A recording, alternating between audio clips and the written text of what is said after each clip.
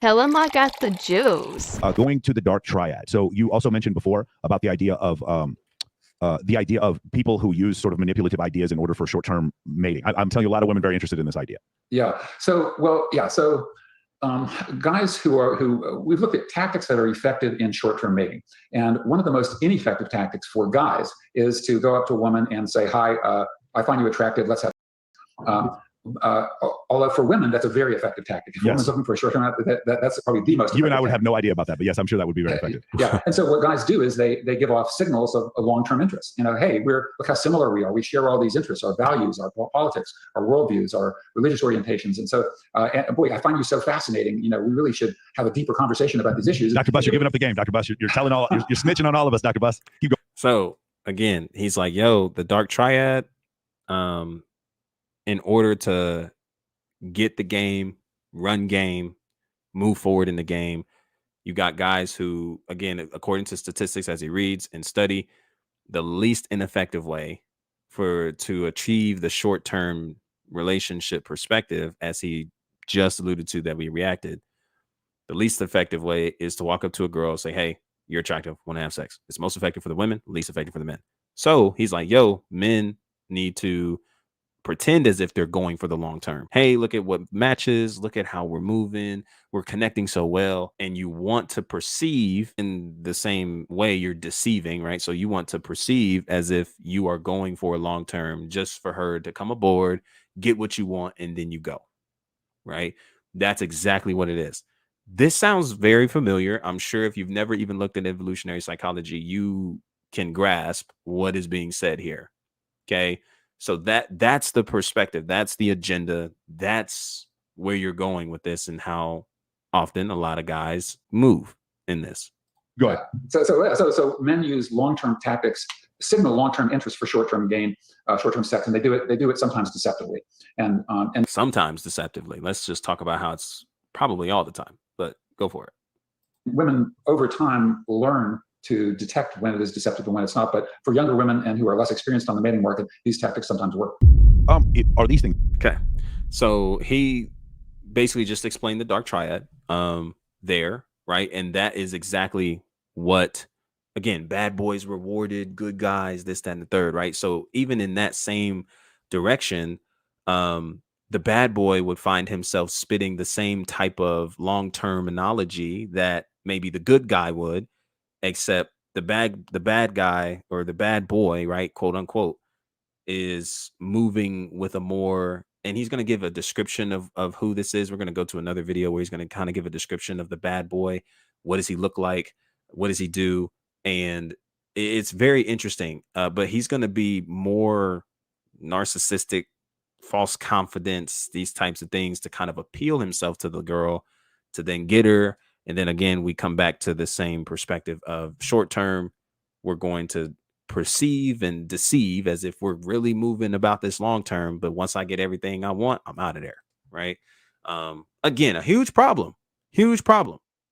But we got to sit here and look at this and really, really look at things. So we're going to pull up this next video. This is with Jordan Peterson. You guys can watch the video as well on Jordan Peterson's page. This was a year ago around the same time.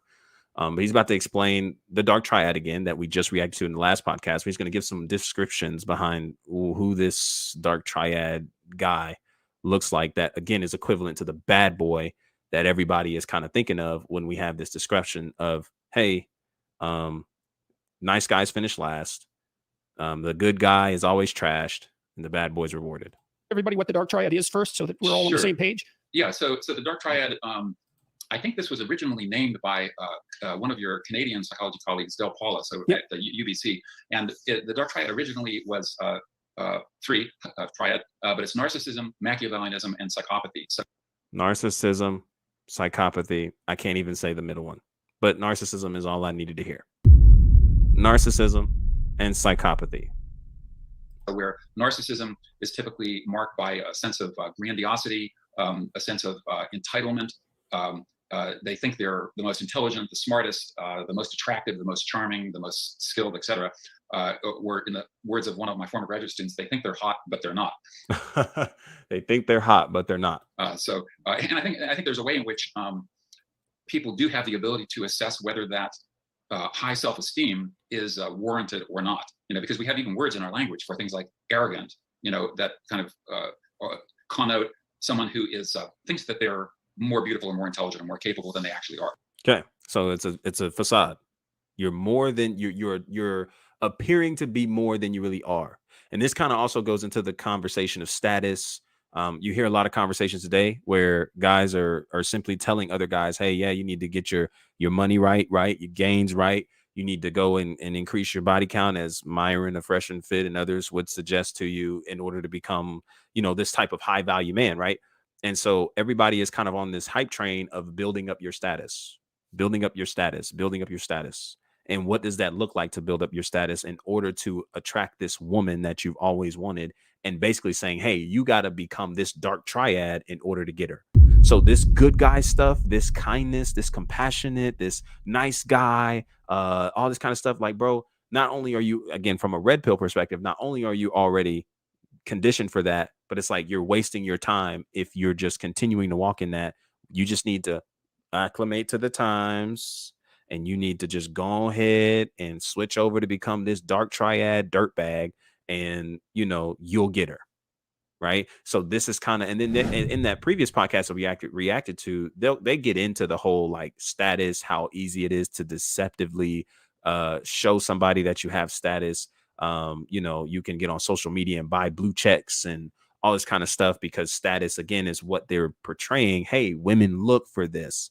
And there's a problem with this, y'all. So that's narcissism, but the entitlement is, I think, a critical component of narcissism, where they feel, I'm so great, I deserve a larger share of the pie, including I deserve. That's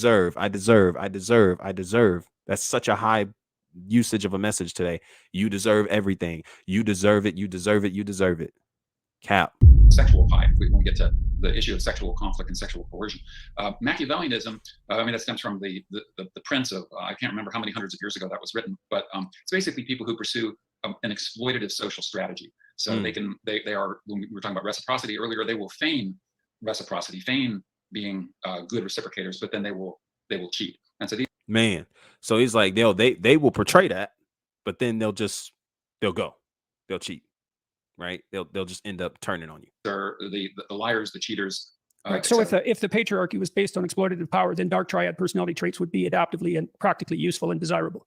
If that was the case. Yeah, if that was the case. Yes. Okay. Now I want y'all to hear that again. I want y'all to hear what he said right there. What he asked. Listen to this. Right. So if the patriarchy was based on exploitative power, then dark triad personality traits. If the patriarchy rather was based on exploitative power, then the dark triad traits would be adaptively and practically useful. The dark triad traits would be adaptively and practically useful and desirable. If that was the case. If that was the case. Yes. Okay. Now. Okay, that's such a phenomenal question. And again, that's ultimately where we come to, y'all.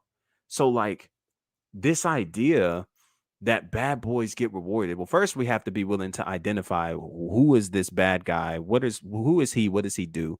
The good guy, who is he and what does he do? Because we also have that jacked up. Right. So not only do we have to give a definition of that, we also have to get an understanding. OK, well, obviously, what are we meaning by trashed? And I think speaking for men, I think we could say that they just end up not making it. Right. They end up getting ghosted, left out, kicked to the curb, did in dirty, rejected dirty to pick up some guy that in the eyes of the good guy, and this dude ain't even for you. What are you doing? Right.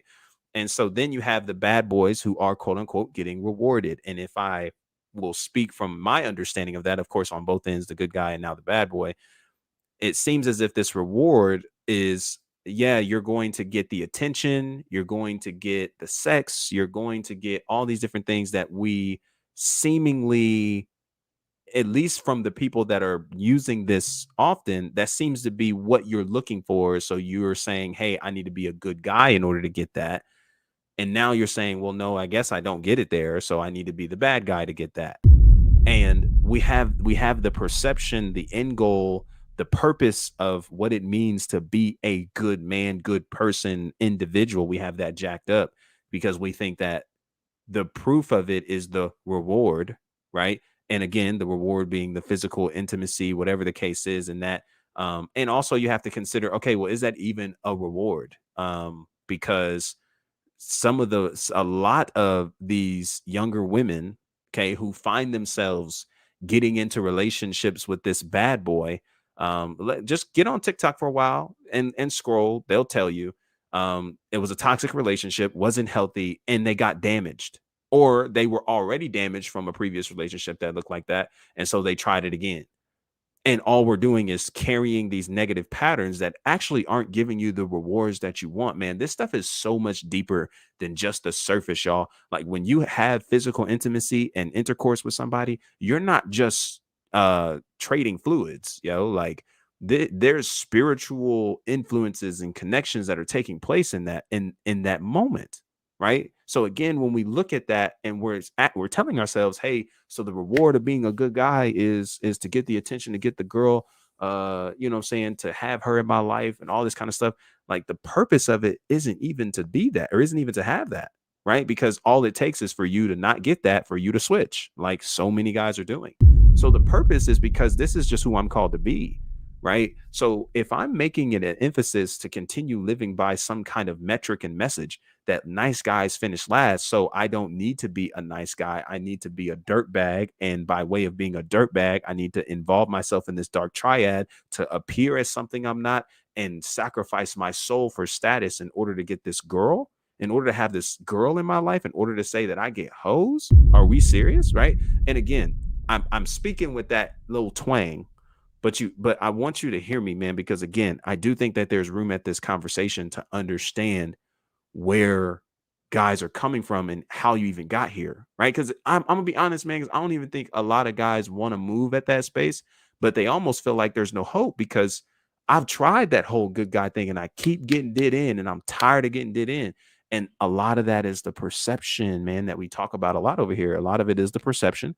A lot of it is the perspective, how we're navigating through it, what we're seeing as useful and useless. Like it's a lot of different perspectives there. But he says, hey, yo, it would be useful for you to walk into this dark triad if and only if such activity was actually beneficial, not just in the short term, but in everything. If there was actual power behind it. But there's not. That gets complicated because one of the things your research has indicated is that there is a manner in which women are attracted to people who manifest dark triad traits. Yeah, I would add the qualifier that it tends to be younger women.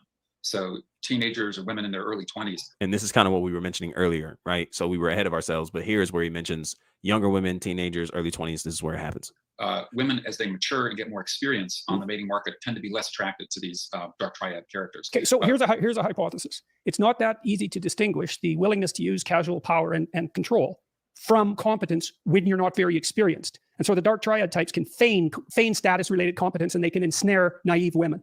Yes. Yeah, that's right. And they also have some qualities that women genuinely do desire. So they tend to, like the narcissists, tend to put themselves at the center of attention.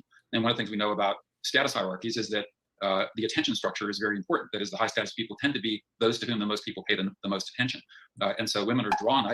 One anecdote, a female colleague of mine, very intelligent evolutionary psychologist, went to a conference and found herself very attracted to the organizer of the conference. And then 6 months later, she encountered him, and he was just a normal attendee at the conference, and she didn't find him very attractive. She wondered, what was I thinking? But what it was is he was at the center of the attention structure. Well, okay, so center of the attention structure, all these different kinds of descriptions that were given to this narcissistic person, this narcissistic guy. Hey, he's this, you know, there's genuine characteristics that this girl likes about this guy that she actually finds and wants in a person. This narcissistic dude, though, however, knows how to trick that, play that into his favor. And in their perspective, because she is not so mature in the market or in that space, she's going to be taken advantage of. And this is where the dark triad really goes crazy. So here's my perspective. Now, I will give this, and I will say that it is in a lot of ways potentially limited, but this is just coming from a perspective behind a worldview that grounds itself in truth. This idea of eternal perspective is so major. If we forego eternal perspective, we will find ourselves making passionate, impulsive decisions that will ultimately hurt us in the end. No doubt about it. So these bad boys that are attractive are only attractive, man. And it's so interesting having this conversation with a friend of mine and just kind of listening to some of the words that are used and the description behind it. And I actually would agree. There's a lot of internal issues that allows this person to be attracted to something that they can't detect, such as narcissism and false confidence and all these kinds of things. And what I would say to you is that your wounds are what is attracting you to this person. Wounds of something as deep as, you know, a missing parent in your life. Okay, some form of abuse that took place in your life, some form of mistreatment and rejection that took place in your life. Right, things that, man, we didn't really take time to heal through. We just decided to keep moving and keep pushing forward. So my thing is the reason why I would think that these bad boys are seemingly chosen more than the good guys isn't because the guy is valueless, worthless, and isn't worth anything. It's because there are wounds about this person that is screaming to get at somebody else who is also operating from a place of woundedness, from a place of lack of clarity and understanding. And so hurt wounds are attracted. Now, granted, it could be on a whim. It could be on some, again, just maybe more so my opinion. I don't think that a lot of people who are finding themselves in these spaces of dark triads, man, actually want to do that. I think there are a lot of guys who are like, man, I'd rather be the kind, genuine person, but I'm tired of being hurt. And so because I keep messing with this type of female and I keep getting jacked up, it just makes more sense to become this dark triad to get what I want. So my question to you is what are you really after? Why are you after it? What feeling are you pursuing in order to get that, in order to achieve that? Because I'll tell you that I don't really think you're getting rewarded by the women who are choosing the bad boy. I don't think you're getting rewarded. Now, again, if you're looking at the reward as the physical intimacy and the attention, and she's all over you, she loves you, and she'll follow you around, she'll hold your pocket, whatever. Okay, of course, not trying to minimize anybody, but just using examples. If that is what you're looking for, is that all that there is to a relationship? Is that all there is to a female and male connection and bond, romantic relationship? Like, is that all there is to it? Just somebody who gonna do whatever you say and follow you around and hold you and all that kind of stuff. Like, I don't think I don't think you're getting rewarded too much by that. I think that there's a lot of issues and struggles that come with that. And that's actually what is mistakenly attracting you to that person. It isn't because you're actually seeing them for who they are. They're masking it up all the time. It's it's the idea that they're pitching to you, and it's something that they just have a way of just running game and trying to finesse and finagle their way through. And in reality, it's not really worth all that. And so I think there is a huge misconception on the purpose of being a good guy, a good man, a good individual. And there's a huge misconception on the part of the bad boys, because we kind of look at them and we kind of label them as just bad people. Therefore, we should just throw them away. When in reality, man, they actually have some background and some stuff that they're going through too. And there is room enough at the table to at least attempt to get an understanding on where they're coming from, not to justify their actions, not to justify their behavior, but to get an understanding, because this is a soul at stake, right? And so we really want to put ourselves in position to get an understanding and see what's up and see really where is all this coming from, for you to navigate this way. And I think that a lot of people who would use information like this from red pill communities and things around it I would say that a lot of that just comes from broken hearts and woundedness. And your wounds are getting massaged because you're being constantly encouraged by other men to go do the things that women have done to you that you were hurt by. And what I'm telling you is that can't be the move. Matter of fact, I would say that we prioritize our soul over status, our purpose over passion and pleasure.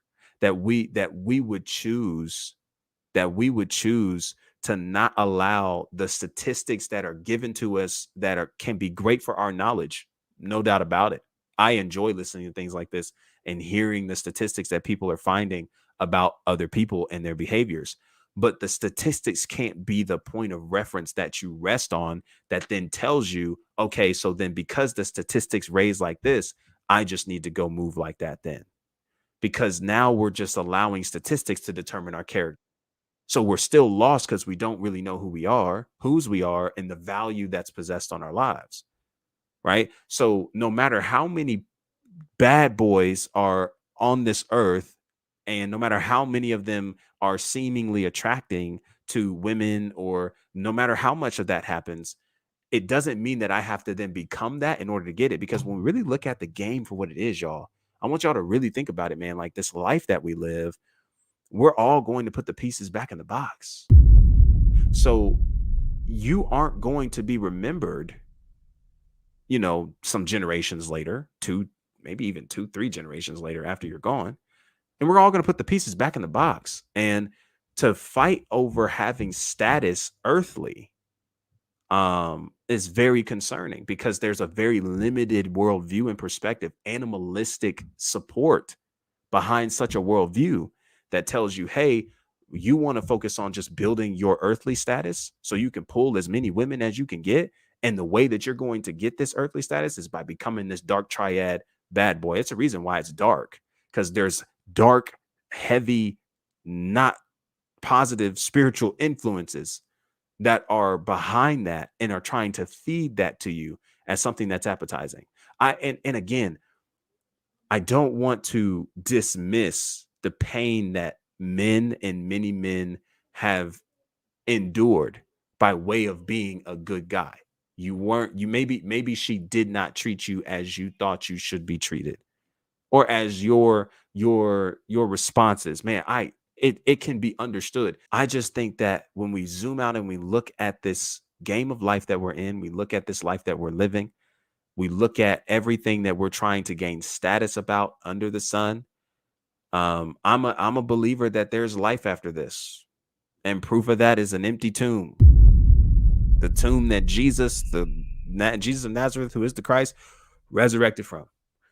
And so because my worldview is set up like that, and because I believe wholeheartedly that Jesus is alive, it allows me to have empathy for those who are moving in this space, who are saying, yo, I'm just no longer going to be a good guy, and I'm just going to transition to this dark triad to get what I want. There's a lot of empathy for you. But I think there's a necessity to zoom out and look at things from an eternal perspective, because I think if you really understood what the end result was, you actually probably wouldn't go after it. It probably wouldn't be so appetizing to you. Becoming this bad boy because of some reward they're getting can't be the move. And we want to be men who are willingly looking to uphold our character by setting our temperature by truth and not by statistics. Statistics can be a formality of truth, 1000%, but it's not a concrete truth that applies to everyone in all stages and areas of their lives, right? Because as much as we can bring up these statistics, it does not equate to everybody. These are very, very, very, very general statistics. These aren't statistics that you are just going to walk down the street and everybody that you see is going to match that. They even talk about that in the podcast, which I thought was very helpful. And so we do ourselves damage when we take these statistics and then we start generalizing everybody with these statistics, because not everybody moves that way. Not every guy is looking to move in the dark triad formality. Not every girl is looking for that. Not every girl is godless and Instagram fearing, as Myron and Fresh and Fit might put in some things like, nah, bro, that's not every girl. That's not every person.